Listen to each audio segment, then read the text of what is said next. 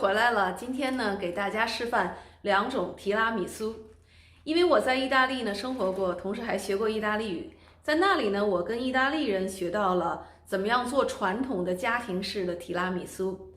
但是由于近来呢，我呢主张生酮饮食，尤其是自从学了营养学以后呢，觉得生酮饮食呢更加科学，对身体更好。于是我自己开发了一款生酮提拉米苏，也就是 Keto Tiramisu。那我用的食材呢是我最喜欢的杏仁粉。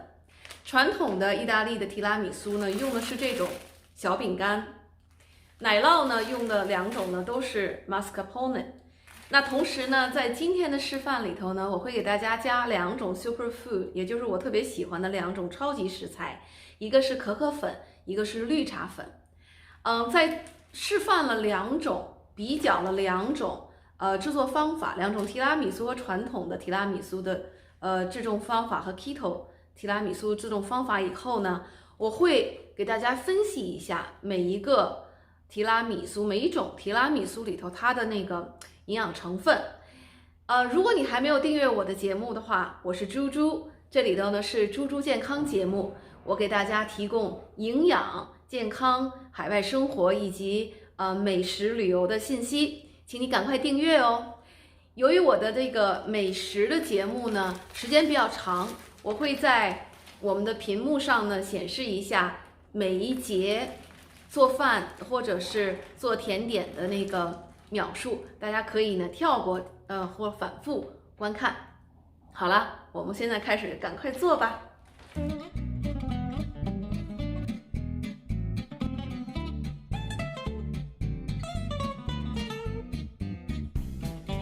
首先呢，我们来做这个生酮面包，这个提拉米苏底下用的这个蛋糕这一部分。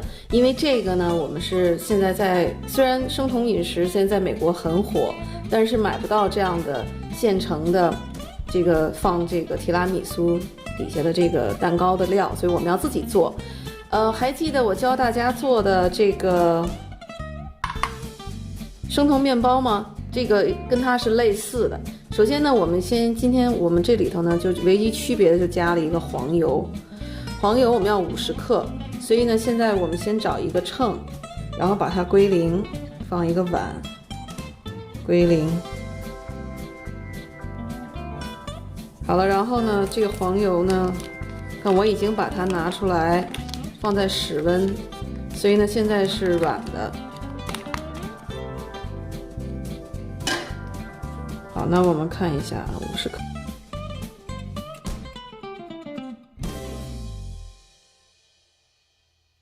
拿一个量杯，我们现在开始放我们需要的这个料。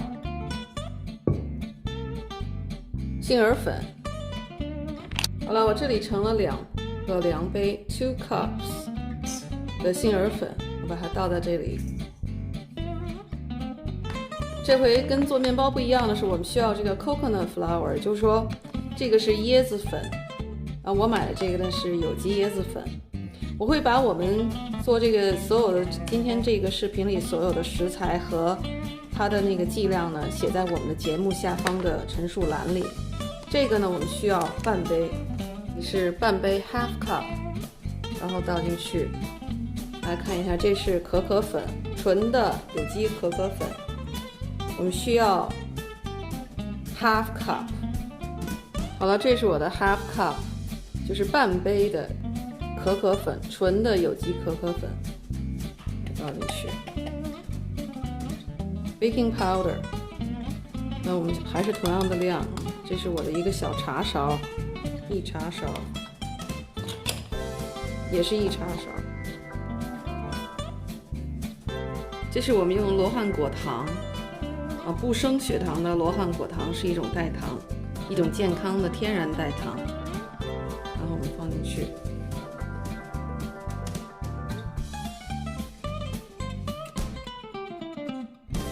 好，那我们需要的一个是汤勺。我们要放的呢是这个苹果醋。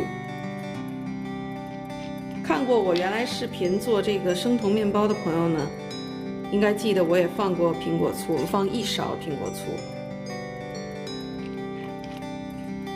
一个呢，我们是用这个 MCT 油，MCT 油其实是这个 coconut， 也就是椰子提炼的纯的油，它是一种健康油脂，而且它呢可以帮助做生酮饮食的朋友很快进入生酮的状态。我们放1勺，你如果没有的话，可以用橄榄油代替。那我们下一个呢，就把刚才这个黄油呢放进去。还记得刚才，我们这有5个蛋，室温的啊，然后呢，我们要把它打进去。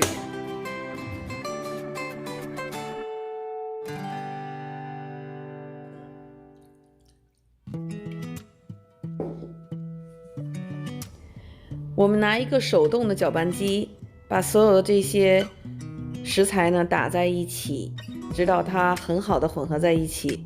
好了，然后我们用一个这个刮板呢，把它给再混合一下，然后在这个面包盒里头呢，倒一点点 MCT 油或者任何油，把它刷上油，然后把我们这个蛋糕的这个混合的这个做好的这个混合呢，放在这盒子里头，把它弄平。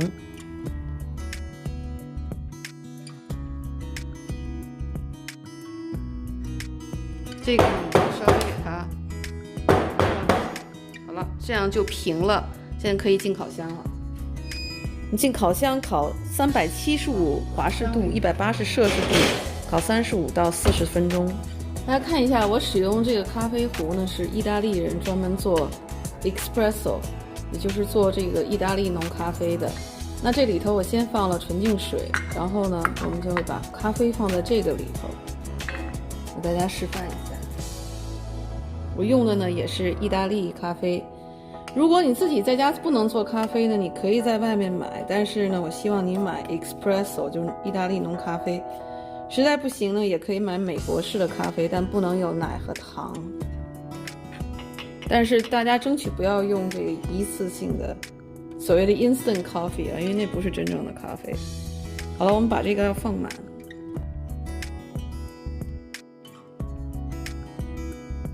下一步呢，就是把上面这一节儿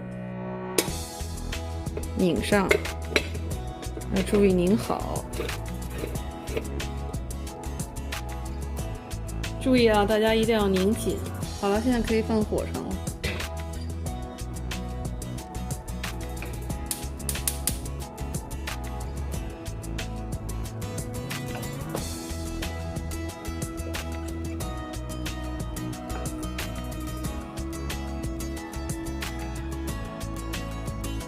那我们要把咖啡倒进来以后呢，等它晾凉了再使用。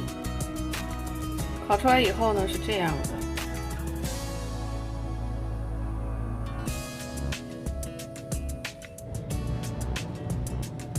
好了，我们把它等凉了以后，把面包从这个盒子里拿出来，然后中间切一下，然后我们要这么切，这样呢我们可以一片一片的，然后把它摆好。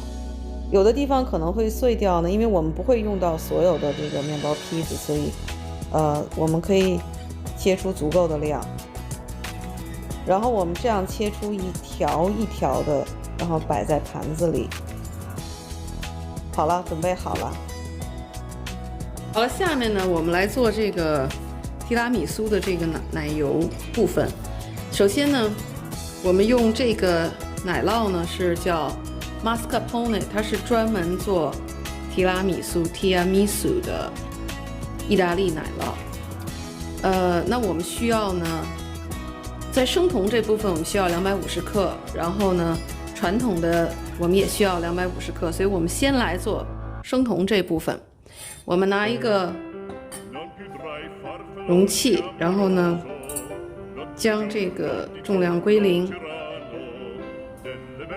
好了，大家看一下，这一瓶是453克，我买了2瓶。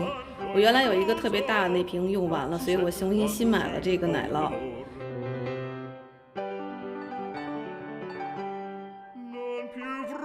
questi bei panacchini, quel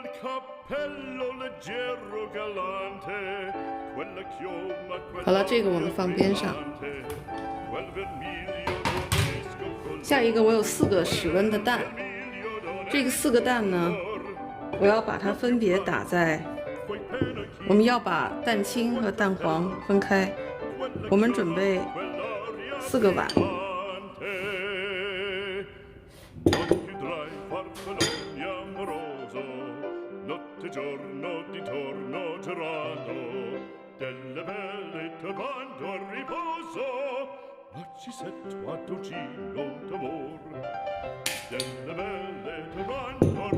大家看一下这2个，那现在这个蛋黄里头呢，我要放3个茶勺，这是茶勺啊，糖，这个糖呢是代糖，我们在这个节目里头使用的全都是罗汉果代糖。代糖放好了，然后我们把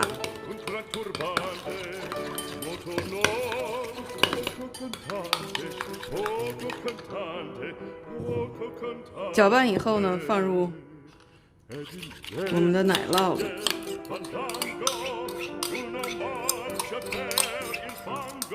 我们的刮干净。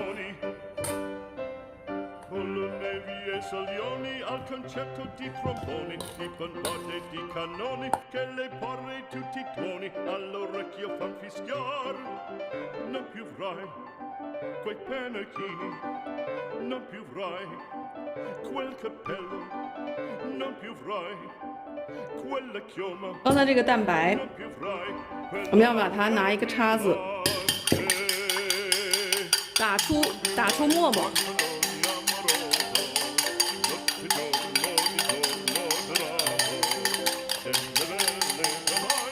大家可以看见啊，这个沫沫都已经出来了。出来以后呢，就可以放在这个里，继续用我们的这个汤勺来搅拌。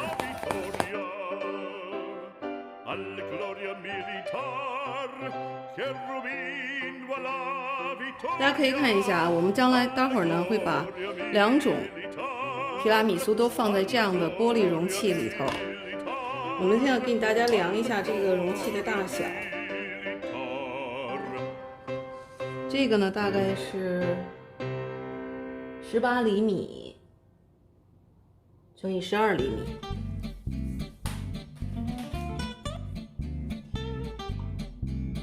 那好，我们把它放一边。还记得刚才我们做的这咖啡吗？我们放在这一个容器里头，让它已经凉了。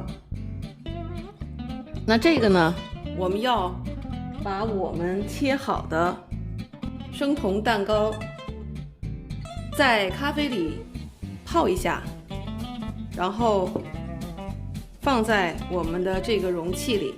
但首先呢，我们先把容器里放一些奶油。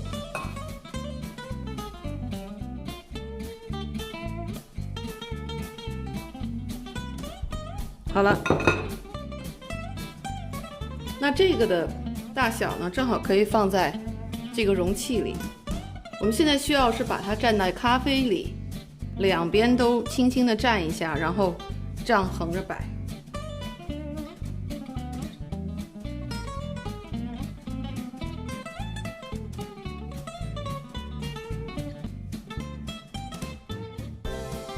大家可以看，我留了一些空间，目的是让更多的这个奶油可以放进去。那现在我们开始倒奶油，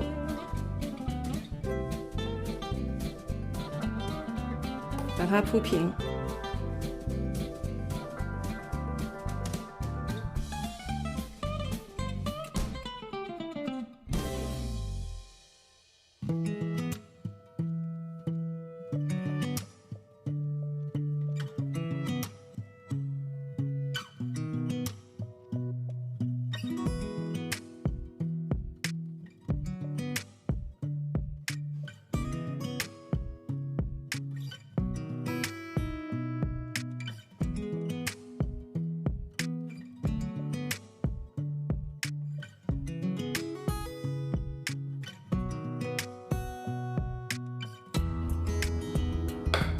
你现在呢，先不要撒这个巧克力粉，因为我们需要把它这个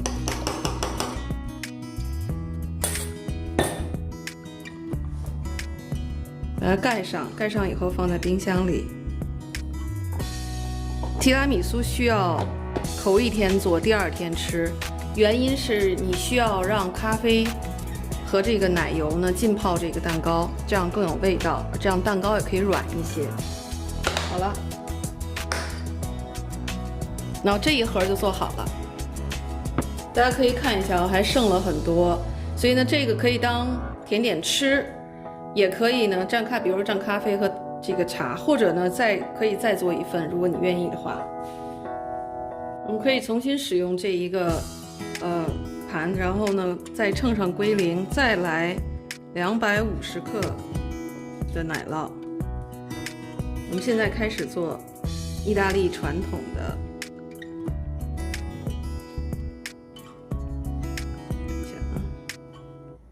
我们刚才打出来的蛋，还记得吗？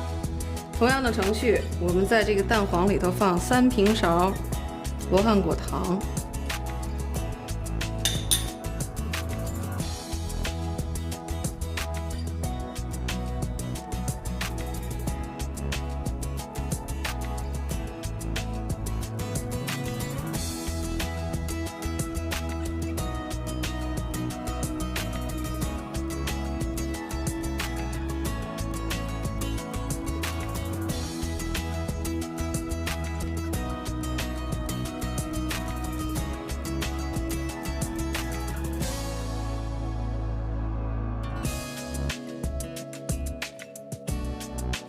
好的，那下一个呢，我们做一个创意式的，因为刚才我们已经示范了一个就是白色的这个奶油，那大家可能在外面或者在网上看到过一种叫绿茶提拉米苏，其实它就是把这个绿茶粉呢混入这个奶酪里头，和奶酪的这个奶油里头，这样呢变成一个绿茶的颜色和味道。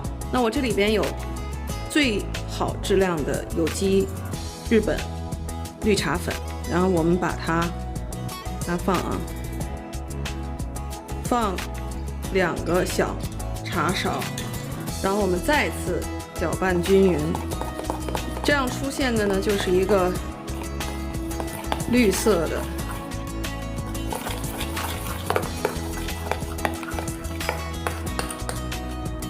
大家可以看见啊，现在已经是绿茶的颜色了。我还是用了一个跟刚才一样的容器，大家看一下。我们呢会用同样的步骤，可是这回呢我们用的是传统的意大利的，这就是传统的意大利的叫 Lady Finger。其实它长得为什么叫 Lady Finger 呢？这是像小饼干一样啊。它就因为是一个长条的，那这个正好也能放在我们的这个，但是由于这个没有完全能够到底，所以我们呢可以选择这样放。等它到上面以后呢，你就可以放得下了。在底下这层我们打算竖着放。那这个呢，它是面粉、鸡蛋，然后上面有一层糖粉。所以它不是生酮饮食，它这传统的意大利人呢是这么做的。它的包装长得呢是这样，大家可以在网上购买，我把那个链接放在我们节目下方，大家可以看啊，这个它还有一张照片，那么写着 Lady Fingers， 这是意大利进口的产品，它的糖分呢也不是很高，它大概是4个这个小的这个饼干呢是。大家可以看一下，它的糖分是整个碳水化合物是23克，糖分是13克。所以呢，大家吃的时候呢，如果说你需要增肥，你可以随便；但是如果你需要保持体重，或者说甚至减肥的话，一定要少量吃。当然，我建议大家吃生酮版的。如果你吃不到生酮版呢，不要吃超过于4个。其实这个13克糖也很多了，所以大家一定要适可而止。好了，那我们现在开始用这个来蘸咖啡，然后往里头放，两边都蘸。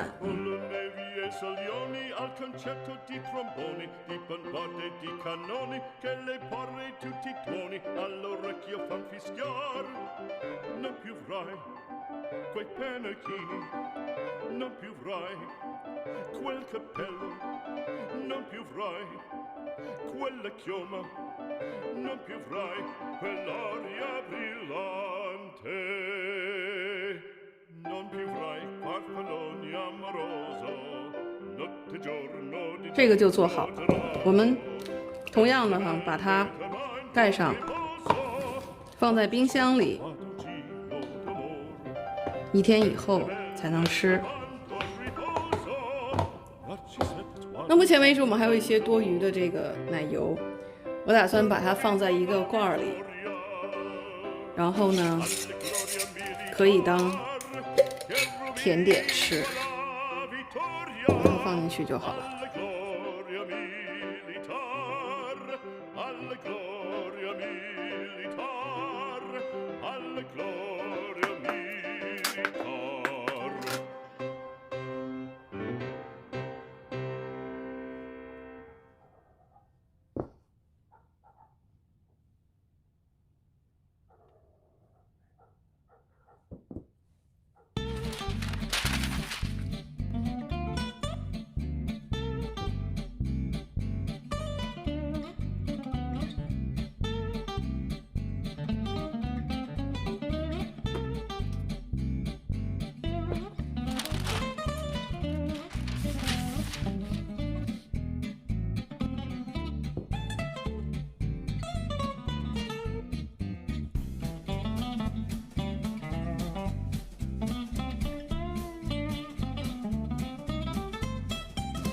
好了，这个呢是我们做好的，刚才撒过可可粉的生酮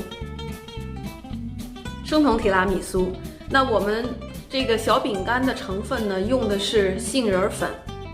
那我来尝一下啊，我们在冰箱里头，因为放了1天多的时间。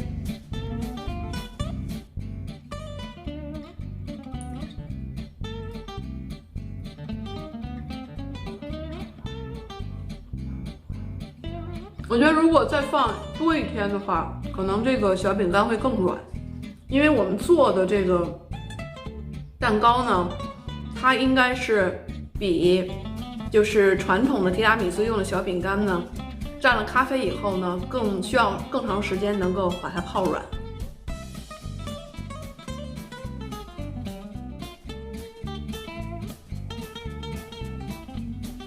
非常非常的好吃，而且不甜。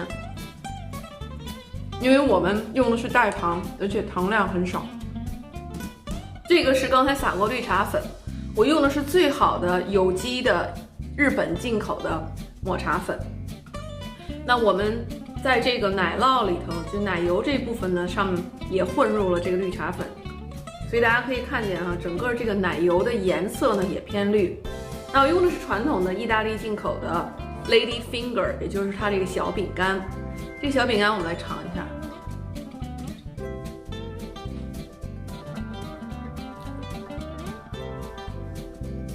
同样时间1天多在冰箱里哈，我觉得这个更软。也就是说，我觉得生酮的那个呢，应该在冰箱里再多放1天。但是这个呢，对这个它，比如吃这么多吧，刚才我说过哈，就是4块这个小饼干，它的碳水化合物是23克，没有纤维，然后呢，它的糖量是13克，刚才已经给大家示范了。所以这个的营养成分来说呢，它的主要营养，尤其是对减肥的朋友和这个做这个生酮饮食的朋友来说呢，这个呢是比较困难，就是你可能偶尔能吃一下，因为它的碳水化合物真的是比较高，糖分也比较高，绝对不能天天吃，而且一次呢就只能吃1小块。但是这个绿茶粉的效果呢是非常好的，它基本上把这个比较甜的这个味道哈给平衡了，所以不觉得很腻。这个当然我们这绿茶呢，在生酮提拉米苏呢可以代替生酮的那个提拉米苏放的巧克力粉，可以放绿茶粉，是看你自己喜好。大家可以看见这个是很软，非常成功。不过这个呢，我就只能吃这么多，因为它碳水化合物比较多，对于想坚持生酮减肥的朋友呢不合适。但是对于年轻新陈代谢比较好，新陈代谢灵活性比较好，对于葡萄糖代谢，对于果糖代谢比较好的朋友，你可以吃，而且基本上不管你是放巧克力粉还是放绿茶粉，都是很好的这个抗氧化剂。然后这个奶酪里头呢有很多的就有营养，比如说维生素 D，维生素 A， 然后呢还有维生素 K2， 可以帮助你吸收钙。同时它当然还在奶制品里还有钙，所以这个的营养成分呢还是不错的，只是说它的糖和碳水稍微高一点。那我们再看一下哈，这个生酮的，不管你是放绿茶还是放可可粉，这个生酮的这个提拉米苏的营养成分呢，最重要的在于它这个我使用的这个杏仁粉。那大家都知道哈，杏仁里头含有非常丰富的维生素 E， 维生素 E 本身就是一种抗氧化剂，但是呢，这个整个的营养呢，最重要的还是要看杏仁粉里头真的是碳水化合物很低，它呢有碳水，然后同时呢有纤维。那在我们算净碳水的时候呢，要把这个碳水减去纤维。那基本上这么一块儿吧，大概一片的这种切成的这个小饼干呢，大概是2到3克的净碳水。那对于吃生酮饮食或者低碳饮食以及有糖尿病的朋友来说，这个真的是没有什么太多的碳水化合物，不会升你的血糖或者升你的胰岛素。然后同时呢，这个杏仁里头还有很多的矿物质，比如说我们很多人现代人在营养中缺乏的镁，这里头有，然后它还有一些其他的矿物质。然后同时呢，整个这一盘呢，有维生素 A， 有维生素 D， 尤其是在这个奶酪里和鸡蛋里头，然后有维生素 K 和钙，这些维生素钙和维生素 D 和维生素 K2 加起来一起吃呢，才能增进人体对钙的吸收。所以呢，如果你吃这么一块大概这么大的是没有问题的。它的营养成分非常高，然后非常饱足感非常强。所以呢，对于这个新陈代谢不是很好的朋友，糖尿病的朋友，对于想控制血糖，控制 A1C 就是 AEC 这个血糖3个月平均血糖值，以及减肥的朋友来说呢，我呢还是建议大家吃这个东西。好了，今天的节目呢就到这里了。我给大家分析了营养成分，希望呢你能够做出正确的选择。还有一个事情我忘说了，这是我们自己做的提拉米苏啊。如果你在外面商店里头买所谓的商业提拉米苏，它里头放的糖会远远超过我们在制作的时候呢，所有的外加的糖呢全都用的是罗汉果糖。罗汉果糖不升血糖，它的 GI 值呢是很低的，它没有对这个升血糖有效果。所以呢，我呢把今天做的提拉米苏的食材呢放在了我们节目下方的陈述栏里，大家可以去 Amazon 购买。然后呢，我鼓励大家自己做提拉米苏，千万不要在外面再买再吃。好了，今天节目到这里，欢迎订阅猪猪健康节目，希望你喜欢，我接着吃，拜拜。